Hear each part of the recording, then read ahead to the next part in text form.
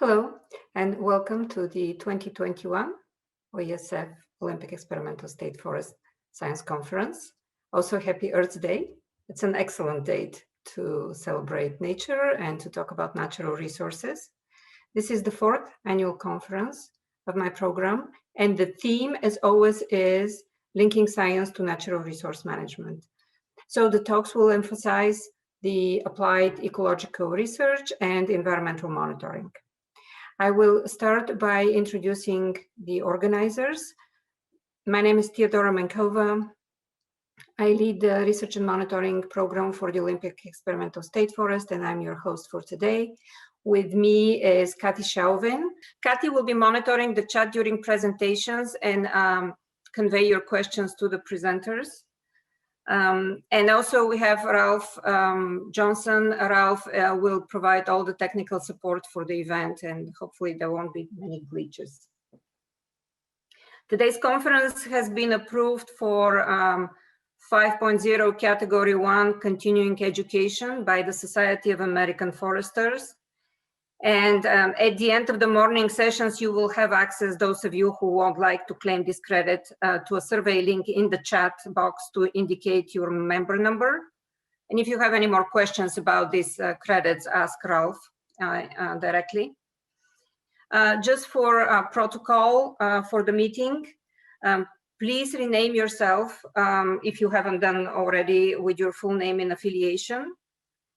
Keep yourself muted during the presentations and ask your questions during presentations in the chat. Kati will read them to the presenters afterwards. And if we have time after that, you are very welcome to unmute yourself and ask verbally questions. How the event will go. So we will advance the slide here.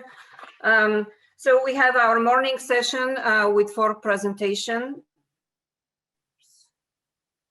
And then we have a short break, and then we'll have the student poster session in breakout rooms. Then we will have a second morning session, which is focused on the T3 watershed experiment with several presentations introducing this project. And we'll break for lunch, and then we have afternoon stakeholder session where we will talk with DNR stakeholders about, introduce to them the upland study plan and riparian study plan, and hear their comments and discuss opportunities for future engagement of stakeholders with this project. Just a few minutes to introduce the research and monitoring program in the OESF. So OESF is all state lands, which here on this map you see in pink within the boundaries of the water resource inventory areas 19, 20, and 21. So that's the black outline here on the map. And it's a working forest with an active forest program going on, 270,000 acres of forested lands, and it is managed under a habitat conservation plan. The mission of the research and monitoring program is to learn how to integrate revenue production and ecological values across the landscape, and how to deliver the knowledge to DNR managers for continuous improvement of land management practices. So there is the learning objective, and also there is the adaptive management component of this program. Who are we, people in the program? So in addition to me, Teddy Menkova, we have Kyle Martens, who is a fish biologist, and his research focus is on fish in aquatic ecology, and Warren Devine, who focuses on forest in aquatic ecology, silviculture, and the very important tasks of data management. You will hear from Kyle and from Warren later today. But this is just the people on the books for the program. A very important component of the research and monitoring program are the Olympic region staff, the DNR Olympic region staff, who actually manages the land where the research and monitoring takes place. So region manager Mona Griswold, state lands assistant Drew Rosenbaum, Bill Wells, the coast district manager, and many foresters who are managing the land. And I would like to mention another very important part of the person in the program, Kathy, who is editing the newsletter for the program, and it has been organizing all these conferences together with me over the years. What do we do?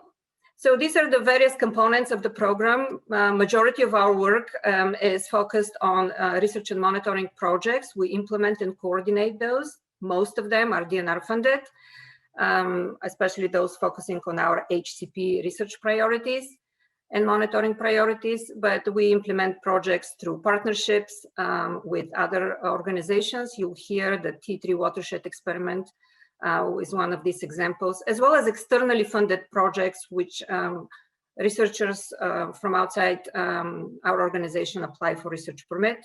Adaptive management process, which I already mentioned, linking management and learning, and this is done through the administrative procedure for adaptive management that we have in the agency.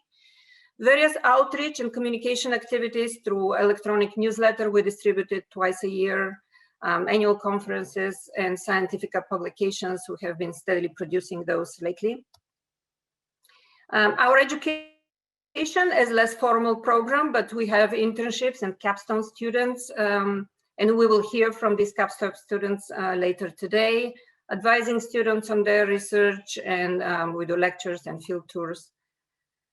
Major part of my job is maintaining formal and informal research agreements with various partners, and of course the important job of managing our project data, both sample data as well as metadata for the various projects. And finally, how we're funded, and these are the data I pulled out from the for the last fiscal year, and we've been funded our program at $687,000 total. Majority of this funding is from DNR, of course, and of that majority goes to DNR permanent staff, but also project funding, which is mostly our seasonal field technicians. We do have, last year we've had some funding from the Washington State Legislature to work on the T3 watershed experiment. You'll hear about this later. As well as Good Neighbor Authority funding. It's a cooperation with the Olympic National Forest for some stream monitoring that we do on the land. And some funding from a couple of grants. But I want to say that really the pie substantially grows with in-kind contributions from our research partners, and that is a partnerships with organizations such as Pacific Northwest Research Station, Washington University of Washington, Washington State, NOAA, Oregon State University, and so on and so on. And so those partners contribute with scientific expertise, equipment, fieldwork assistance, and it's a very valuable element of our work. And so if you'd like to learn more, you're very welcome about our program. You're very welcome to contact me directly or go to our webpage on DNR website and find more information.